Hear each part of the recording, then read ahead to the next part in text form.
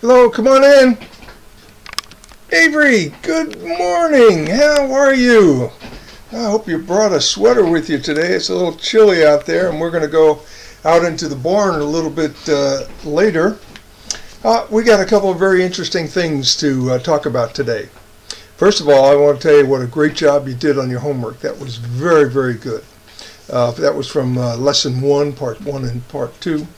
And I hope you had an opportunity to, after you looked at lesson number 2, to go and find a bunch of those 6 simple machines. They're all over the place, all over the houses that you see. Well, as a review, let's see what we talked about last time here. 1 second. There we are. This is on number 2. We did the work, and we discussed how that is force applied to an object to make it do something and move. And then we talked about energy and energy conversions, and how we went from the thermal energy to water to steam to running a turbine, things of that nature. And then we went into the simple machines, which I thought was a lot of fun. Now, if you remember last time when we talked, we used this. And we used the water. We heated it up, and we got a lot of thermal energy out of it. And at that particular time, I talked about matter and atoms. And I'm going to talk about that some more. But we converted that to steam. Steam came out, pushed this little turbine here, and that little turbine went and ran a generator. And out of the generator, or the back end of the generator, came some electricity.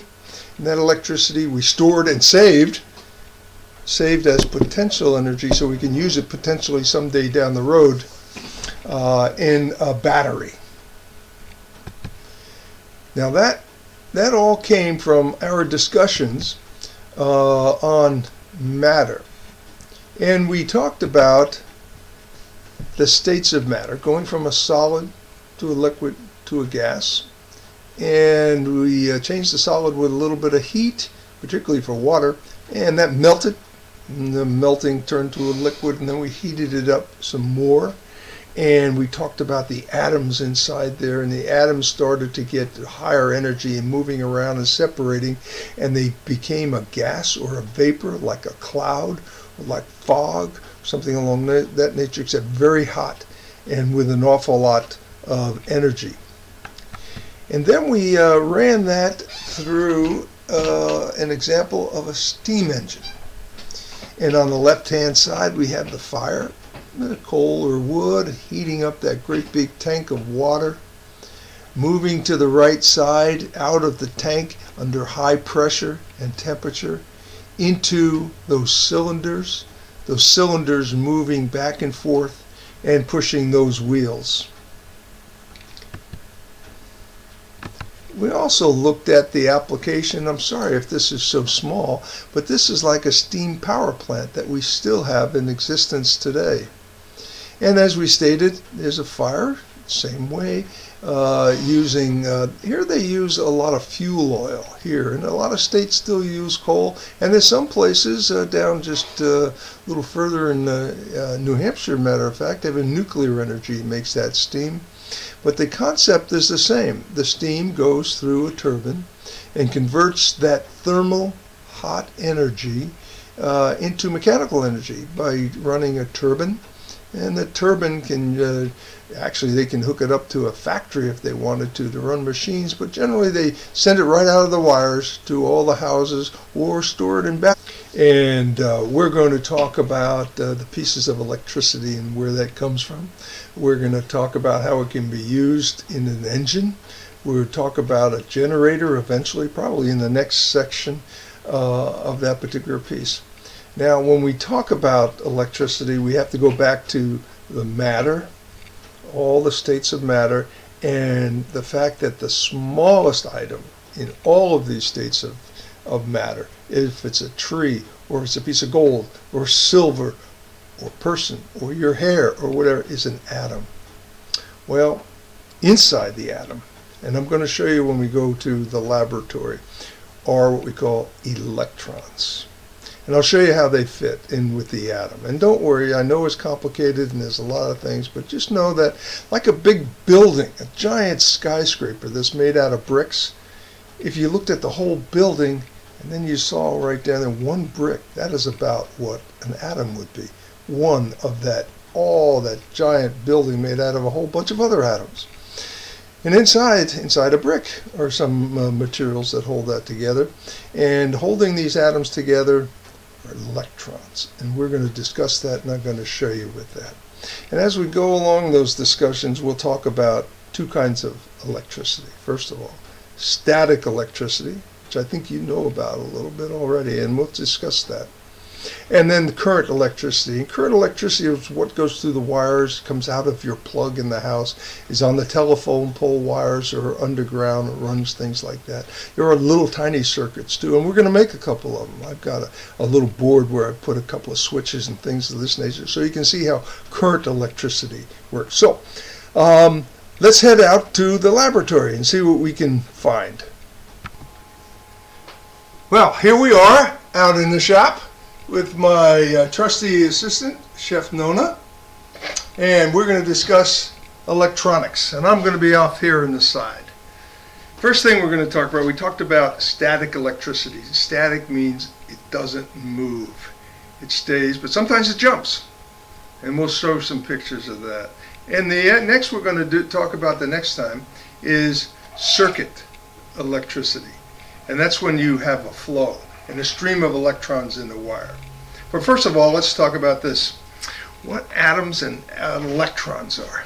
Well, Nona's got, that is an atom. Let me move this up a little closer, maybe we can see this thing here. Nona has got a little jar, and that's a jar of beads. Yeah, that's one atom. And what is rotating around there that continually rotates around inside an atom are electrons. And that is probably something like copper. Let's say that's copper with a whole bunch of them in there. And the other atom, she has another atom, and that atom is maybe, let's just pick out an element, zinc. So she's got two atoms, and those electrons are always moving. Now, sometimes electrons can fly out of there. They can fly out from one into the other. And when they do, that becomes a little unbalanced. And that one on Nona's right hand has more electrons than the other one. And they have a different value. One is a little more positive and one is a little more negative, so they are attracted to each other. Let's show you what that means when they're attracted here. Nona is going to she's going to come on over here and she's going to comb her hair. Just after get that out of her head. Put that down next to the paper there. Make sure there's no electricity in there, no static electricity. Now, comb your hair. Now, what Nona is doing right now is she's taking some negative electrons, like we just saw, in those jars, and she's putting some of them into the comb. Now the comb is attracted to the paper, which is positive, and pulls it up and pulls it apart. That's static electricity. If you ever had a bad hair day, let me take this and see how this is going up here. Oh, it comes out just a little bit, but not enough yet. If you ever had a bad day, that's static electricity. It's the electrons in there. Now, Nona's going to take a rod, and she's going to try and take some of the electrons from that piece of cloth and put them onto that rod. And what she's doing right now, she's stripping those electrons. Every jar, every atom has got some electrons swooping around it, and that cloth has got some electrons, and now she's going to put some of those electrons on that rod, and now she's going to put them into a bunch of, see if there's any electricity. Oh my goodness, yes there are. Look at that. She's attracting a whole bunch of those styrofoam tubes because they are positive, And what she did to that rod is she put negative electrons on there. Now, if you ever walked across your room and shuffled your feet sometime on a new rug, particularly if you wore wool socks or something, whoa, look at that, it's still got a lot of power in it. And then you touch the doorknob, which is positive, and you have the negative electrons. A positive and a negative go together like that. And boom, they come together. Now, if you don't have a rod like this, you can use a PVC pipe. PVC pipes work fairly well. And Nona's going to see if she can put some more electrons on that PVC pipe. What should she rub the PVC pipe with, Craig, to try this? Wool is the best. If you have a piece of flannel, that's the best thing you can do. And it'll take all those negative electrons and put them in there and put it together. As you can see, it's working right there. She already did that. Yeah. Now, the other experiment you can do, I want to show you this right here, because what we're talking about is, and I have two magnets, just to illustrate, and I'll come back to this when we talk about other things. And when they're a plus and a negative, and they come together, boom! They come together and are attracted. Now, if you have a balloon, at home, you can blow it up, and you can rub it on a sweater, and it'll take all the electrons off your sweater, and then you can stick it to things. And you can stick it to a PCP pipe. Oh, that doesn't work. You can hook it to a glass piece. Oh, that doesn't work. You can stick it to a wall. See if it'll stick on that wall over there, honey. Anywhere. Leave that cabinet. Oh, man. Well, when you do this at home, and you do it with a balloon, it will work. This is the surgical hand glove that we used when we did our demonstration with steam and we blew it up. This particular glove is specially treated so it cannot pick up any of those electrons. You don't want those electrons in a hospital room where there may be oxygen or things of this nature, so that does not pick up. But if you have a balloon, blow the balloon up, maybe two of them. Blow them up and then see if you can put two of them together, see if they'll stay together. It'll stick to the wall. You could tie two of them to a ceiling and you'll see that they never touch each other. And you can see by putting some negative ions on these particular pieces. This is a picture that you have seen before, and this is a cumulus nimbus cloud.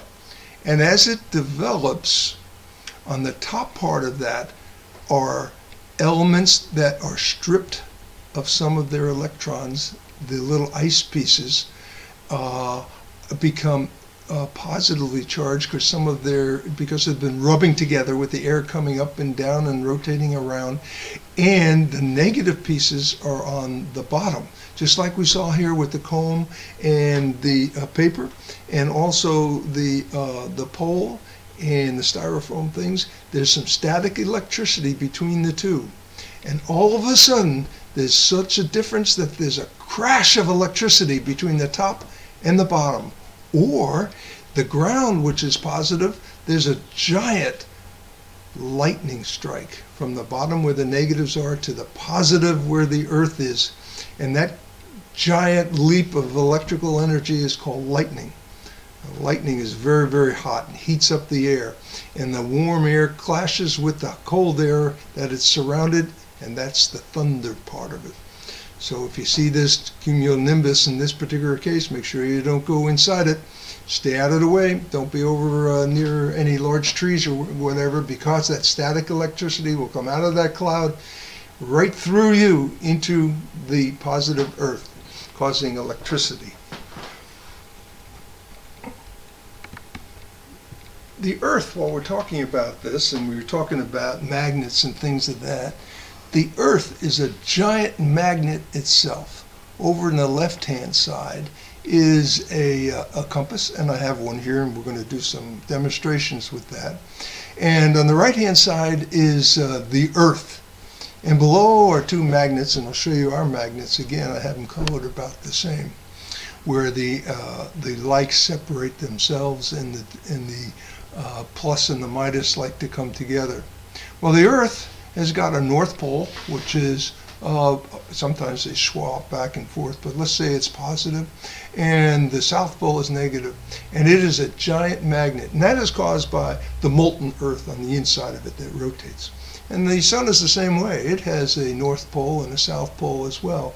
And then they have these lines of force, because there's electricity in there that causes a magnetic field around the Earth. So if you had a compass with a little bit of iron on it, or what they call lodestone, which is a magnetic element found in the ground, it will point to the North Pole. And it will always be able to provide navigational capabilities for you. Lodestone was found, and it's found here on the Earth, and they make some new materials with cobalt and a few other things, and it's called rare earth. It's not really rare, but in the 1970s they produced other materials that are used in compasses nowadays as well. Still use the compass, even though we have GPS. There's a little compass in there as well, and you should always take one of these with you. But what I want you to see here is that the Earth is a giant magnet with a magnetic field around it, which actually, when we get to space, you'll see is very good for us. It provides a great big barrier for some of the X-rays and other things that come from outer space. It is making electric current on this battery. And if I was correct before in saying that I can produce a electronic force around this particular wire, I can see it take place on the compass that is pointed to the North Pole.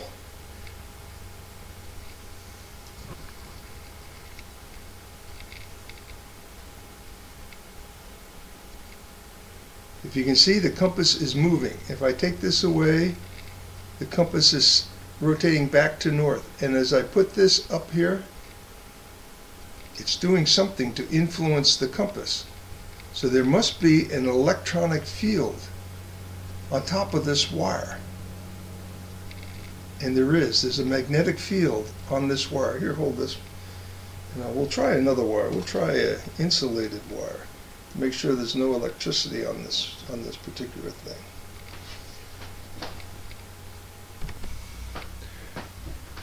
I'm moving this wire, which is insulated, next to the compass. And the compass is moving around. If you can see that compass moving around, it's not pointing to the north part of the Earth anymore. It's rotating, and it means that even though this wire is insulated, there's an electromagnetic force around a wire that has electricity, even though it's small from this battery, going through it. Now, what I'm going to do right here is I'm going to take, and Nona's going to hold this for me, I'm going to take that electric wire from the battery, and I'm going to run it around a nail. Push that on the battery, and the electricity, hold it still, the electricity comes out of the wire, goes around a nail a whole bunch of times, and goes back up inside the battery. Now, if I was correct, there was to be an electromagnetic force on that nail, and I should probably make that into a battery. Nona's going to check to see if we can lift something up here with that. It is. It is. It is a battery operating a nail and making that nail into a magnet. That's the electromagnetic force going through a wire and making all the atoms align themselves up in that iron nail and making it magnetic.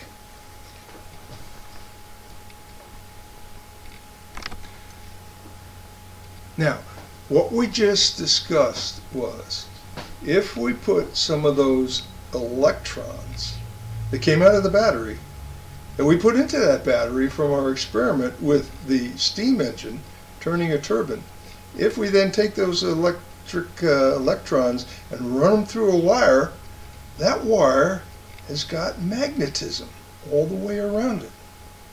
Now, how can we use that?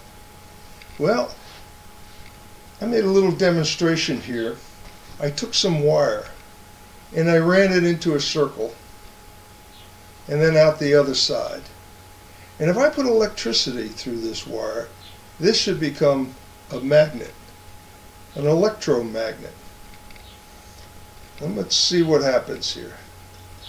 I have these two pieces right here holding this up. And I have another magnet here.